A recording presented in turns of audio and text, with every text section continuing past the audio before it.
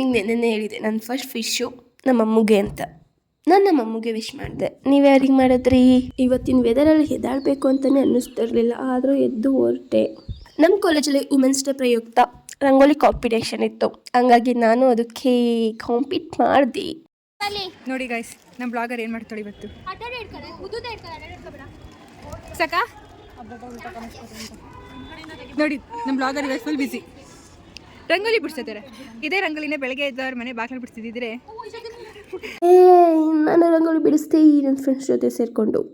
ಜೊತೆಯಾಗಿ ಸುಖವಾಗಿ ಕೂಡಿ ನಡೆವ ಹಂಗೆ ಹೋಯ್ತವ್ರೆ. ಕಾಂಪಿಟೇಷನ್ ಆದಮೇಲೆ ಪ್ರೋಗ್ರಾಮ್ ಇತ್ತು. ನಾವು ಪ್ರೋಗ್ರಾಮಲ್ಲಿ ಏನು ಮಾಡ್ತಿದ್ದೀವಿ ನೋಡಿ. ಅಲ್ಲಿ ಪ್ರೋಗ್ರಾಮ್ ನಡೀತದೆ. ನನ್ನ ಫ್ರೆಂಡಿನ ಬೆಂಗಳಿ ನಾನು ಗಗನ್.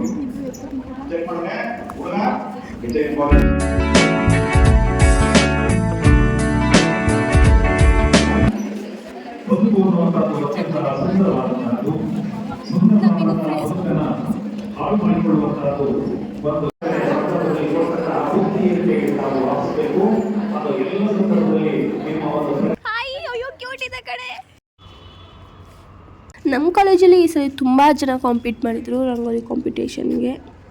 ನಾವು ಬಿಡಿಸಿರೋದು ಈ ಥರ ನೋಡಿ. ಎಷ್ಟೊಂದು ಜನ ಯಾವ್ಯಾವ ಥರನ ಬಿಡಿಸಿದ್ದಾರೆ, ತುಂಬ ಚೆನ್ನಾಗಿ ಬಿಡಿಸಿದ್ರು.